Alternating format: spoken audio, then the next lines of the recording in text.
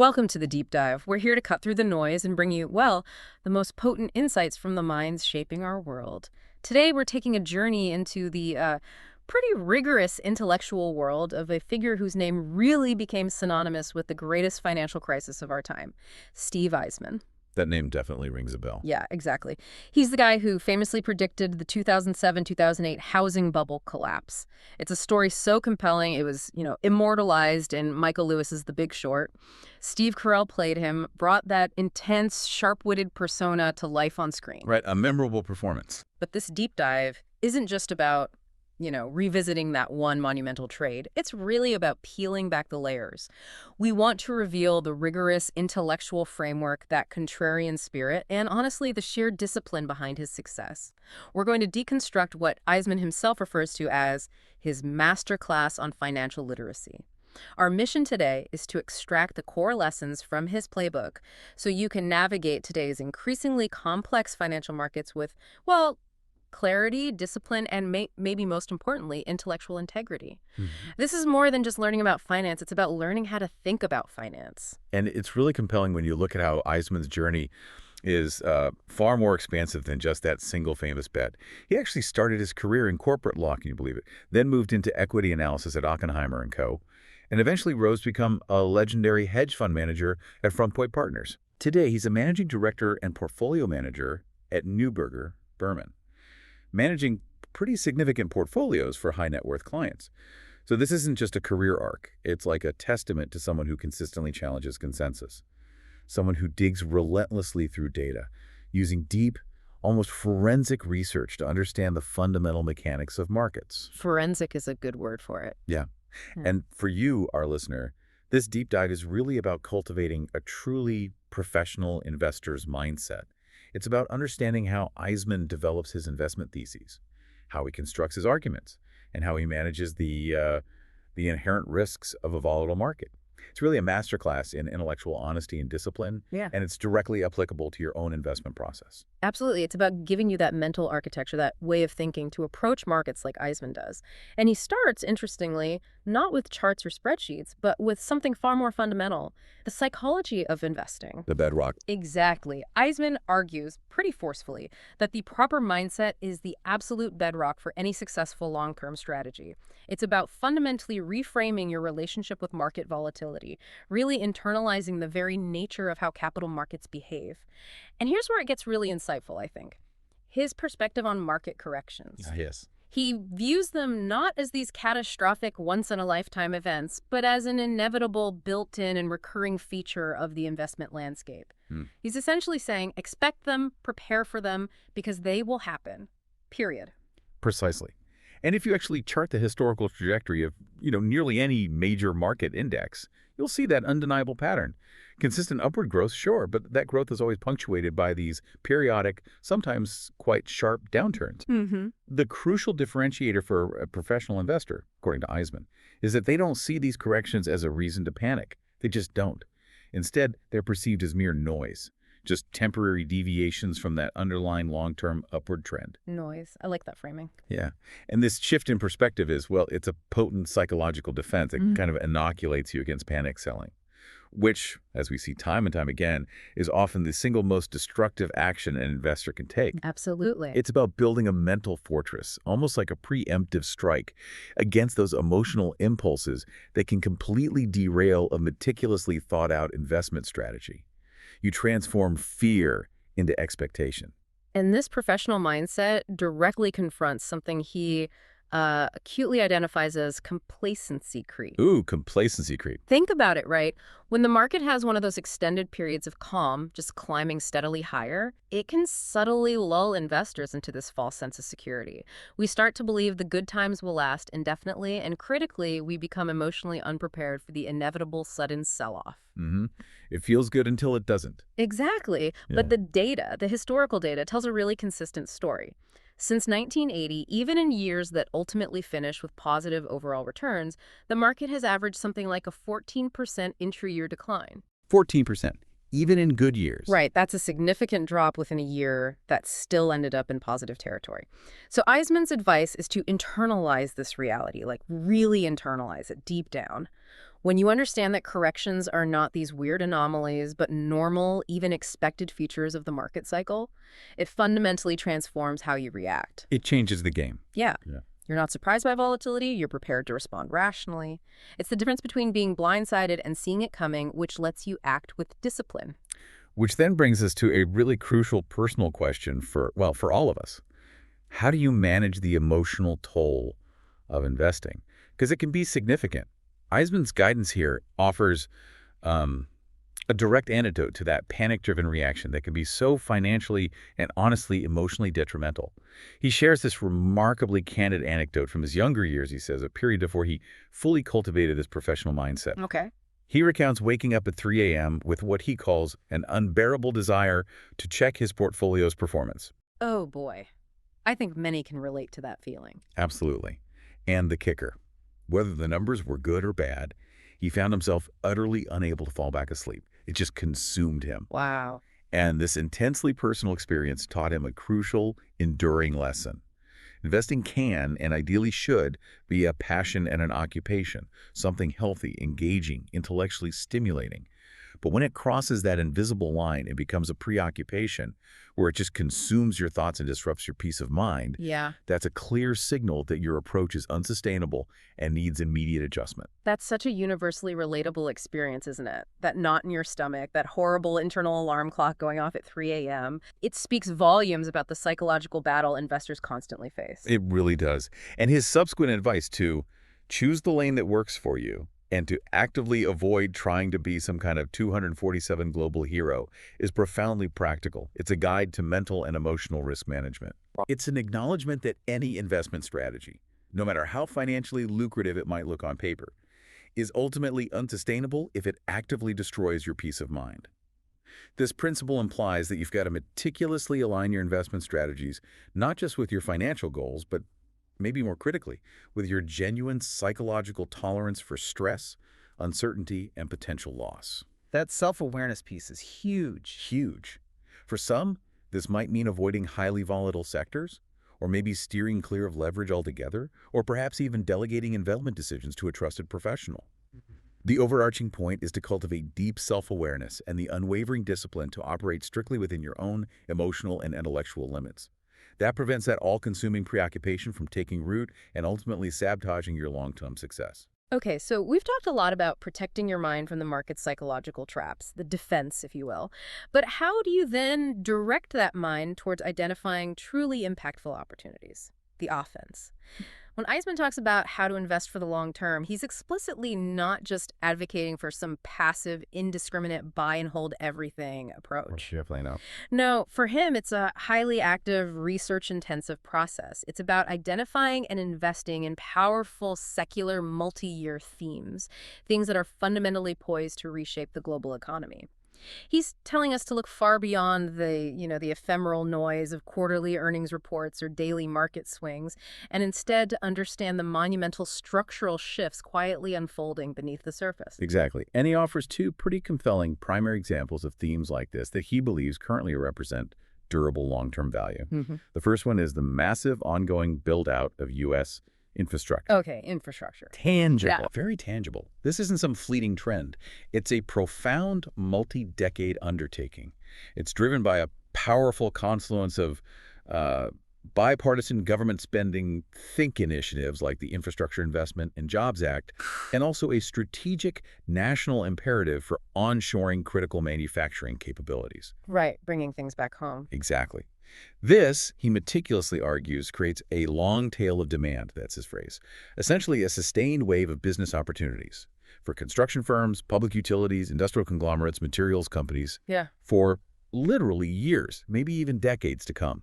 It represents a tangible, real-world investment in the physical backbone of the economy. Makes sense.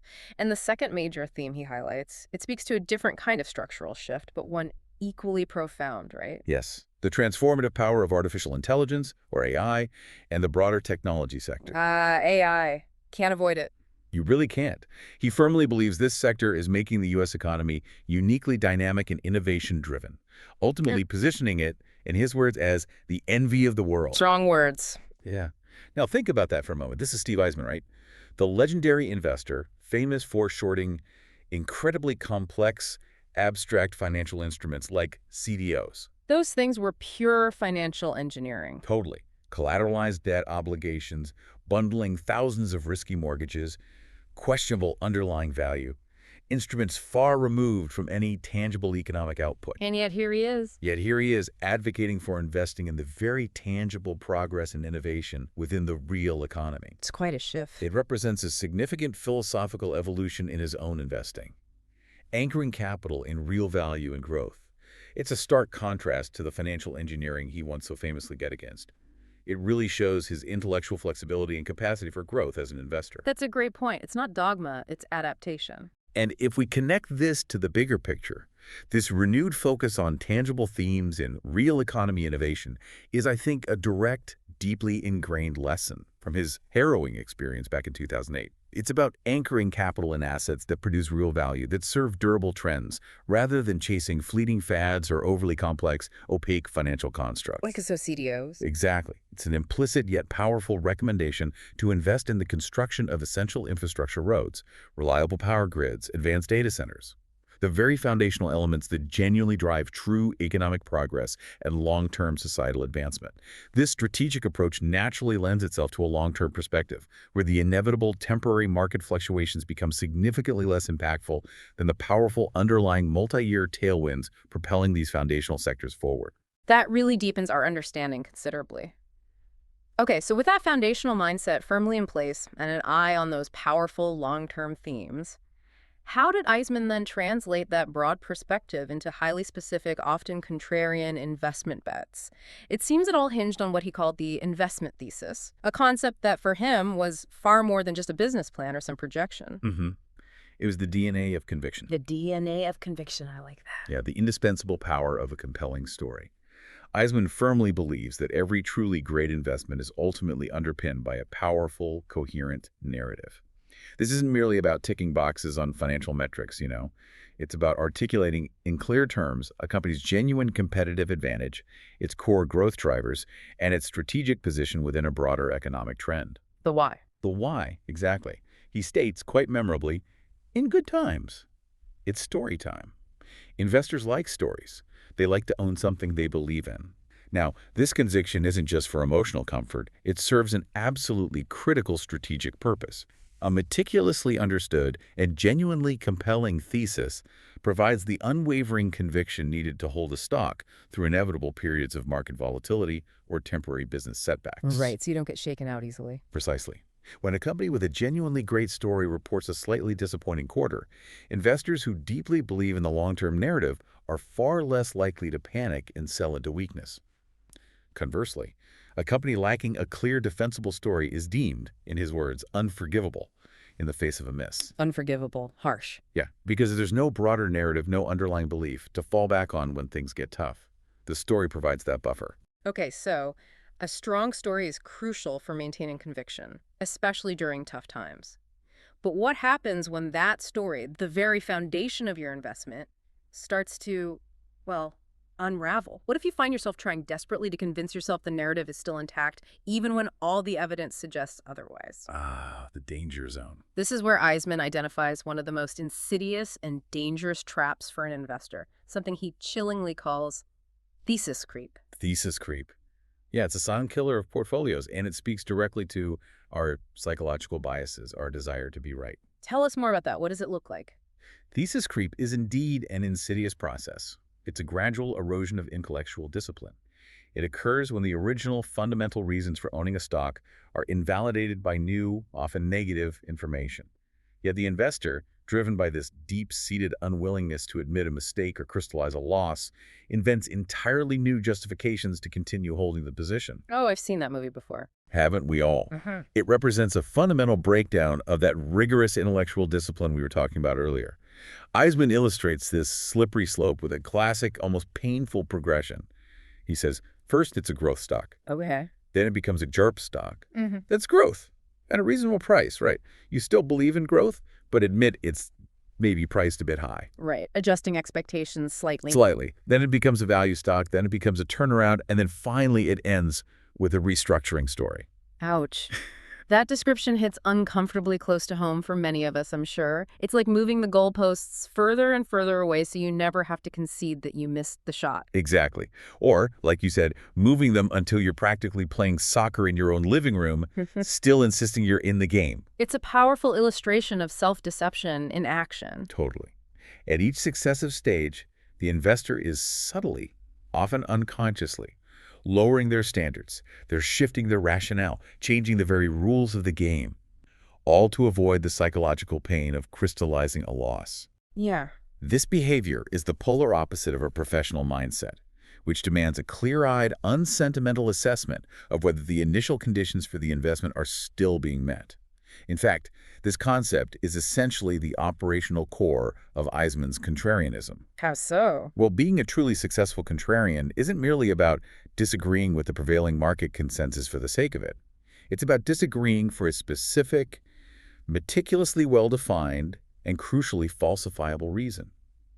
Your thesis needs to be testable. Falsifiable. Keyword. Keyword. The rigorous discipline to avoid thesis creep is what profoundly separates a professional investor, making a calculated, intellectually honest bet, from a stubborn amateur who simply holds on with blind herp after their initial thesis has been demonstrably proven wrong. It's an indispensable risk management rule that permeates his entire investment philosophy. It safeguards capital from emotional decay.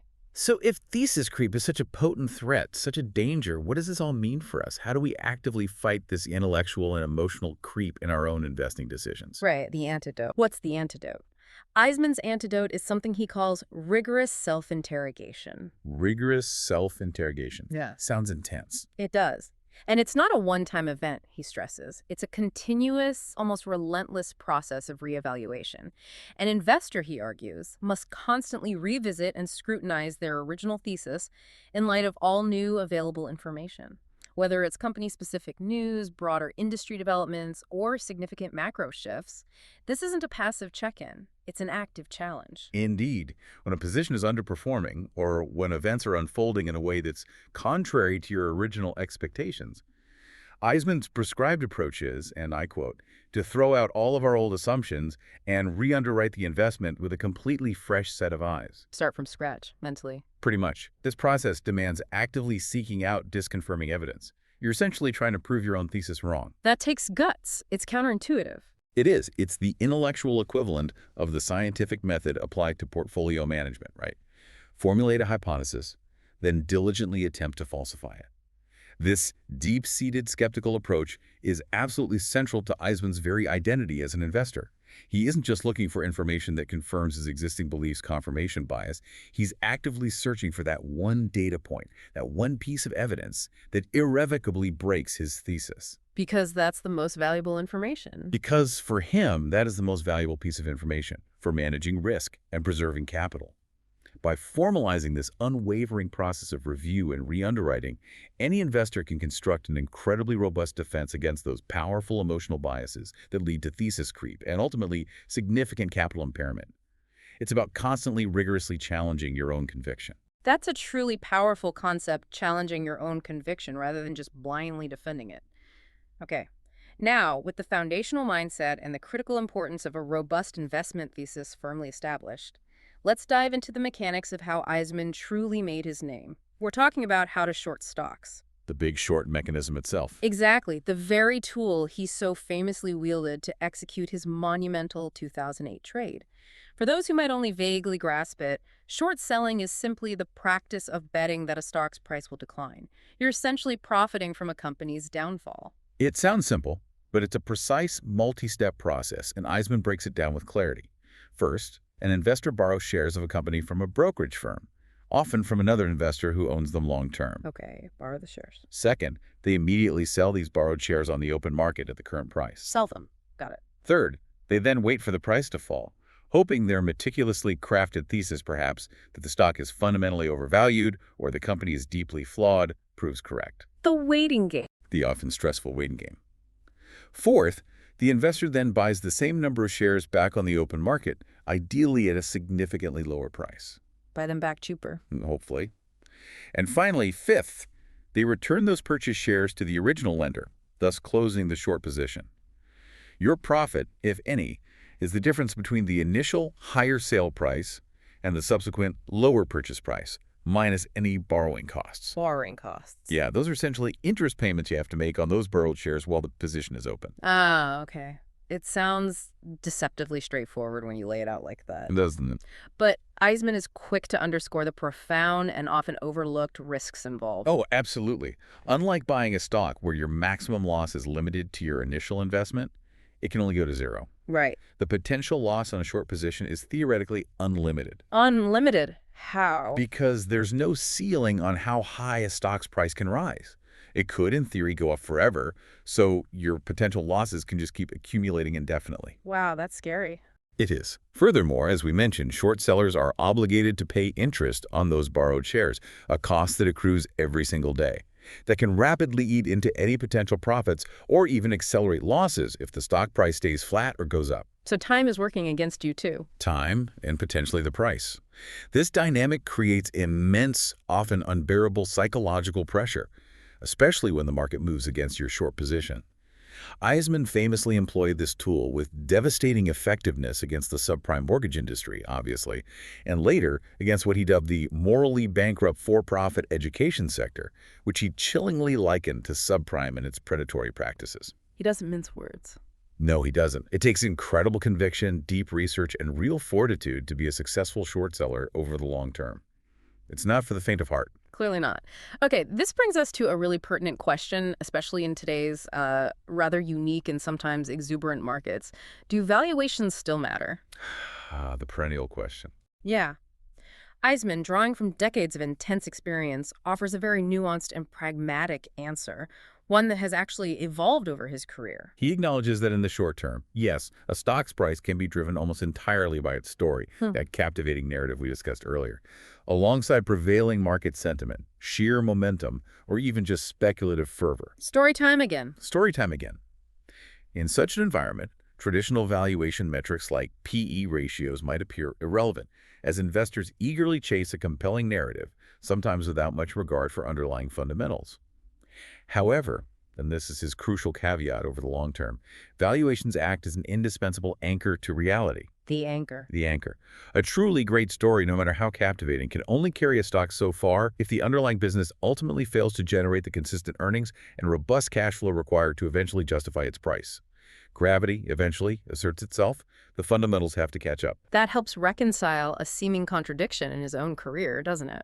Back in 2014, he famously closed his fund, Emery's Partners, stating at the time, quite controversially, that making investment decisions by looking solely at the fundamentals of individual companies is no longer a viable investment philosophy. Right, that quote caused quite a stir. Yeah, taken out of context, it might lead you to believe he'd abandoned valuations entirely, or even fundamental analysis altogether. Precisely. But that was far from a wholesale rejection of fundamentals. Instead, it was a deeply insightful acknowledgement of a fundamentally changing market structure. He recognized the dramatic rise of passive index funds, the proliferation of high-frequency algorithmic trading, and the increasingly dominant influence of a relatively small number of mega-cap technology stocks. The Magnificent Seven effect, perhaps? Something like that. These factors collectively created an environment where momentum and narrative can indeed cause valuations to detach from historical norms for extended periods, sometimes for years. So his philosophy adapted. Exactly. Eisman's adapted philosophy isn't a simplistic story versus valuation, but a more sophisticated, sequential, and complementary approach. Story then valuation. Story then valuation. The process dictates that, first, an investor must identify a truly compelling, durable story that a robust qualitative thesis. Second, and only then, must the investor use valuation as a rigorous discipline to determine a reasonable price to pay for that story and to meticulously assess the inherent margin of safety. Got it. Valuation, for Eisman now, is therefore not a tool for precise short-term price prediction. Forget that. Rather, it's a long-term risk management framework designed specifically to prevent an investor from paying a truly absurd price for even the most captivating narrative. This two-level analysis judged the narrative's strength, then priced it sanely is a sophisticated adaptation to the complex realities of the modern market. That makes perfect sense. It's about grounding the narrative in some kind of reality financially without letting a spreadsheet dictate everything from the outset. So, with this adapted story then valuation philosophy in mind, What are Eisman's preferred tools for this pragmatic valuation? You mentioned he gravitates towards simple, robust metrics that actively avoid what he critically calls false precision. Yes, he wants tools that keep the focus squarely on the big picture questions that truly matter. His undisputed go-to metric, particularly when evaluating high-growth companies, is the price-to-sales, or PS, ratio. Price to sales. Okay, why that one? Well, the PS ratio is elegantly straightforward calculation. Market capitalization divided by total annual revenue. Simple. Its primary appeal for Eisman lies in its inherent simplicity and its robustness. Revenue, the top line, is generally far harder to manipulate through creative accounting than earnings further down the income statement. Harder to fudge the top line. Pretty much. Furthermore, and crucially for growth-oriented investors, the PS ratio can be effectively used to value companies that are not yet profitable, which is a common characteristic of high-growth firms in, say, tech or biotech, which are aggressively reinvesting everything back into expansion. Right, no E for the PE ratio yet. Exactly. So a lower PS ratio relative to comparable industry peers might suggest a company is potentially undervalued on a revenue basis, while a significantly higher PS ratio might indicate that rather lofty growth expectations are already heavily priced into the stock. Yeah. For Eisman, it's not just a number, it's a quick, clean sniff test for these kinds of companies. He's asking, is the market paying an absurd price for this company's top-line potential? Or is there a sane valuation anchoring this story? Got it. A sanity check. Then, of course, we have the classic, the ubiquitous price-to-earnings, or PE ratio. This is probably the one most listeners have heard of, the workhorse. It is the workhorse. It tells you, quite simply, how much you're paying for $1 of a company's earnings.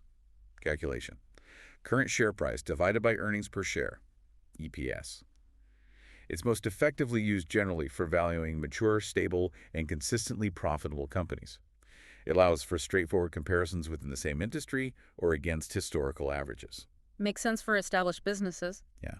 For instance, if one established company has a PE of 15 and a direct competitor has a PE of 25, the one with 15 is generally considered cheaper on an earnings basis.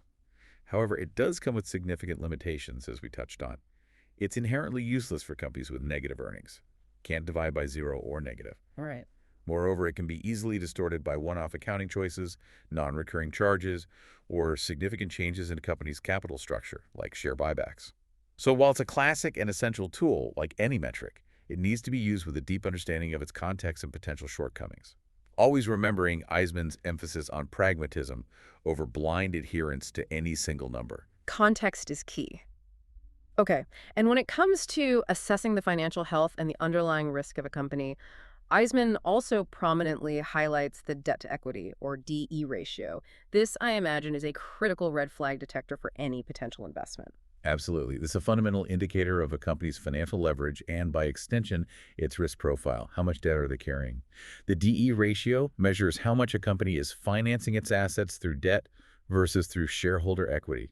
Calculation, total liabilities divided by total shareholder equity. Liabilities over equity. Simple enough. Simple enough. A persistently high DE ratio signals that a company has been aggressive, perhaps overly so, in financing its growth with borrowed money.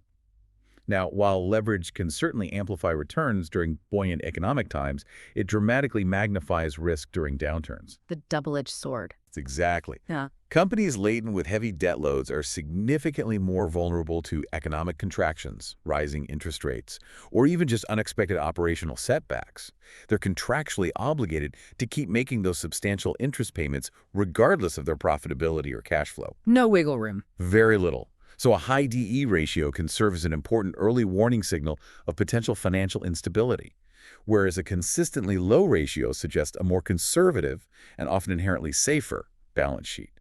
It's a key piece of the puzzle for understanding a company's resilience. Definitely one to watch. Now, for those who are deep into valuation theory, the gold standard is often considered the discounted cash flow, or DCF, method. What's Eisman's take on this powerful, yet often quite complex, analytical model? Does he see it as part of his pragmatic toolkit? Well, while Eisman's Masterclass, as we've seen, predominantly emphasizes simpler, more robust ratios for their practical utility and avoidance of false precision, Okay. it's still essential to understand the DCF and his perspective on it. A discounted cash flow model tries to estimate a company's intrinsic value today by projecting all of its future free cash flows, the actual cash it's expected to generate, and then discounting those future cash flows back to a present value. So it's based on future cash. Exactly. The primary undeniable benefit of DCF is that it's theoretically based on actual cash generation, which is ultimately the true source of all shareholder value. What can the business actually pay out? Makes theoretical sense. It does. However, and this is the crucial limitation that Eisman intuitively understands and cautions against its accuracy, is highly dependent on the underlying assumptions you make. Assumptions about future growth rates, future profit margins, and critically, the discount rate itself that you use to bring future cash back to today's value. Garbage in, garbage out. Pretty much.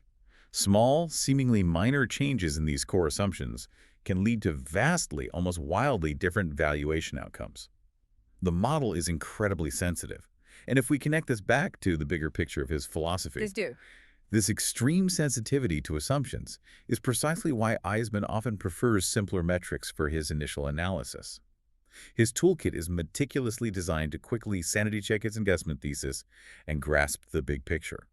He doesn't want to get bogged down in intricate, assumption-laden models that can inadvertently create, as he puts it, a misleading sense of scientific precision. Right, the illusion of precision. Exactly. For him, valuation is about validating the big picture and ensuring he's not paying an absurd price, not about creating an illusion of exactness where none truly exists. That really clarifies why he favors simplicity and pragmatism. It's about getting to the essence quickly without being seduced by overly engineered models. But even with deep bottom-up analysis on individual companies and their stories, no company exists in a vacuum. Absolutely not. A top-down understanding of the broader macro environment is absolutely critical. Eisman makes it clear that we need to recognize the kind of economic climate we're operating in and how that climate favors or disfavors different types of stocks. Indeed. He offers a very practical taxonomy, categorizing stocks into 3 broad groups based on their fundamental relationship with the overall economy. Safety, cyclical, and growth.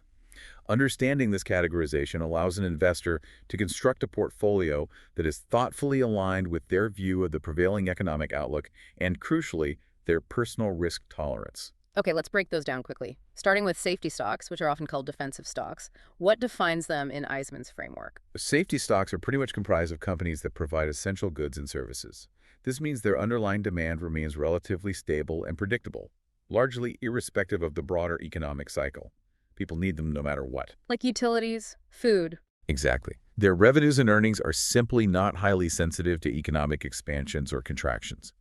Think of utility companies providing power and water. Consumer staples producers, food, beverages, household products, and even certain segments of healthcare providers. These stocks typically exhibit lower volatility, often pay consistent dividends, and serve as a reliable defensive anchor in a portfolio. They're particularly useful during periods of economic uncertainty or outright recessions. They're about capital preservation and consistent, if usually modest, returns. Got it. The steady eddies. Then we have cyclical stocks. These, I imagine, are much more closely tied to the ebb and flow of the economy. Precisely. Cyclical stocks are, by definition, highly sensitive to the business cycle. Their performance tracks the economy very closely. Their revenues and profits tend to rise significantly and rapidly during periods of economic expansion and growth, and conversely, they fall sharply during recessions or economic slowdowns. What kind of sectors are we talking about here? This category encompasses a wide array of sectors. Think heavy industrials, construction and materials firms, automobile manufacturers, airlines, and financial institutions like banks. Investing in cyclicals is effectively a direct, often leveraged bet on economic growth and recovery. They offer the potential for substantial returns during expansions, but also carry commensurate significant risks during downturns. They're very much a barometer of the broader economic health. High beta, high sensitivity. Okay. And finally, growth stocks. The high-flying darlings of innovation and future potential. Right, the exciting ones for many. Growth stocks are companies that are fundamentally expected to grow their revenues and earnings at a significantly faster rate than the overall market average. Much faster. They're often found spearheading innovation and disruption in dynamic sectors like technology-thinking software, AI, semiconductors, as well as biotechnology and e-commerce. Where the future is perceived to be. Exactly.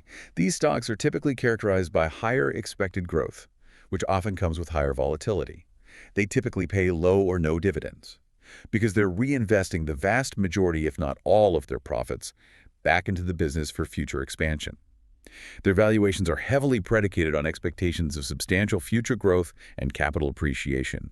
They are a bet on the future, on innovation, and on capturing powerful long-term secular trends. What's truly insightful here, listening to this, is how Eisman emphasizes the seamless integration of this top-down macro framework with the bottom-up, meticulous company-specific analysis we talked about earlier. It's not one or the other. Right. It's finding those compelling company stories, those strong investment theses that simultaneously benefit from a powerful macro tailwind. Because, as he'd readily point out, even the most brilliantly managed company in the world can still struggle immensely if the broader economic environment is fundamentally working against it. The macro can overwhelm the micro. It's a crucial point. And to drive that critical point home, Eisman dedicates significant attention to explaining the intricate mechanism through which interest rates, as orchestrated by central banks like the U.S. Federal Reserve, exert such a profound impact on the stock market. Okay, this is key. Interest rates. This is one of the most powerful and often misunderstood forces in finance. Understanding its cascading ripple effects is absolutely essential for any investor. It unfolds in a multi-step process. First, you have the monetary policy action. The Fed, perhaps in an effort to combat inflation, raises its benchmark interest rate. That signals a tightening of monetary policy. Step 1, Fed acts, which then quite directly leads to increased borrowing costs for companies across the economy, doesn't it? Precisely. Step 2, this policy action immediately makes it significantly more expensive for companies to borrow money, whether that's for capital expenditures, R&D, acquisitions, or just general operations. These higher borrowing costs translate directly into increased interest payments, which in turn squeeze profit margins and reduce reported earnings. It hits their bottom line. Makes sense. What's step 3? Step 3 in this ripple effect is what Eisman aptly calls the TINA reversal. Remember TINA? There is no alternative. Exactly. When interest rates are hovering near zero, investors often feel there's literally no viable alternative to stocks if they want to generate any meaningful return on their capital. TINA pushes money into stocks. However, as interest rates steadily rise, safer, low-risk investments like government bonds and high-yield savings accounts become increasingly more attractive. They start offering competitive returns again. So money flows out of stocks. It creates a powerful gravitational pull, drawing capital out of the riskier stock market and redirecting it into these newly appealing, safer assets. The alternative is back. TINA disappears. Okay, Fed acts, borrowing costs rise, TINA reverses. What's the final piece? You mentioned something particularly crucial for growth stocks. Yes, step 4. This is arguably the most technical, yet perhaps most crucial effect of rising interest rates, especially pronounced for those high-flying growth stocks. It's the discounting effect on growth stocks. Okay, unpack that for us. So the intrinsic value of a growth stock is heavily dependent on its projected earnings and cash flows way out in the future, right? Often many years away. To determine what those future earnings are worth today, analysts employ a discount rate. Think of it as a required rate of return that reflects risk and the time value of money. And that discount rate is significantly influenced by prevailing interest rates. Higher rates mean a higher discount rate. Exactly. When interest rates rise, the discount rate also rises. This increase in the discount rate has a highly leveraged effect. It significantly lowers the present value of those distant future earnings. Even if the company is performing perfectly fine today, the math just makes its future earnings worth less in today's dollars when rates are higher. Wow. So the stock price can fall even if the company does nothing wrong? Precisely. This mathematical reality can trigger a sharp and often sudden decline in the valuation of growth stocks, even if their underlying business story and operational performance remain completely unchanged. It vividly highlights how powerful macro forces can override even the most robust individual company stories and investment theses in the short to medium term. It acts as a profound headwind, regardless of a company's specific micro success. That's a critical connection to understand. Okay, so after this really extensive exploration of Eisman's thinking, mindset, thesis, mechanics, valuation, macro, what does this all mean for you, the listener? How do we synthesize this? Eisman's Masterclass isn't just a disconnected collection of investment tips or isolated ratios. It's clearly a remarkably cohesive, disciplined philosophy. Absolutely. Built upon intellectual honesty, rigorous research, and a healthy dose of skepticism. It truly represents a comprehensive playbook for navigating the complexities of modern financial markets. Let's quickly recap the core tenets that seamlessly tie all of this together. Yeah, let's do that. And if we truly connect this to the bigger picture, these principles are not just theoretical constructs. They can be integrated immediately into your own personal investment process. First, and paramount, think long-term and thematically. Actively disregard the relentless short-term market noise. Just tune it out. Instead, anchor your investment decisions in powerful multi-year secular trends. Think of that infrastructure development we discussed, or the transformative power of AI and tech innovation. A steadfast long-term perspective is your most formidable defense against making emotional, fear-driven decisions during inevitable market corrections. Okay, long-term themes. Got it. Second, build a falsifiable thesis. For every single investment you consider making, you need to articulate a clear, compelling story. That story needs to explicitly explain why that company should succeed. What's the edge? What are the drivers? This qualitative narrative isn't just a feel-good exercise, it's the solid foundation of your conviction. And crucially, it needs to be specific enough that it can actually be proven wrong by future events. Right.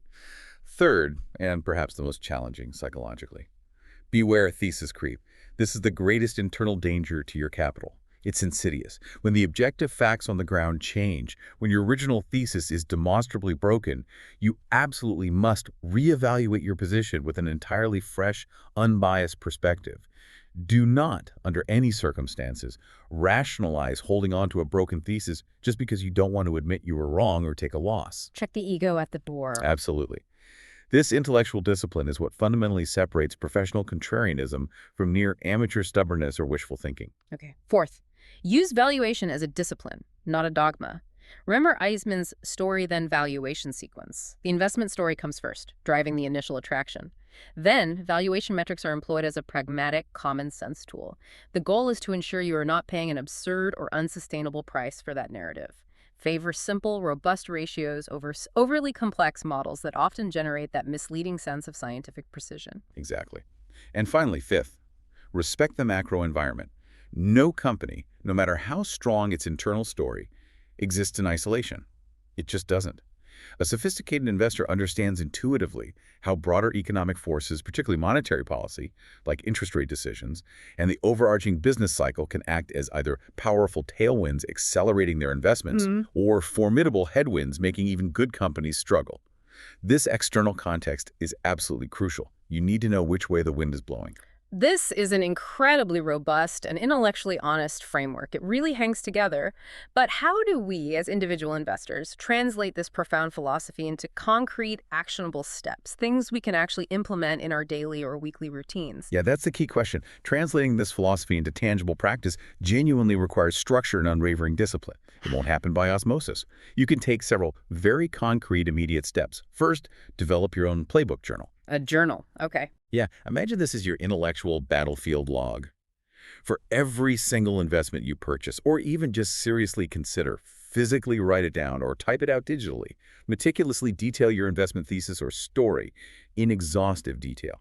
Ask yourself, what's the central narrative here? What are the three most critical reasons I own this stock?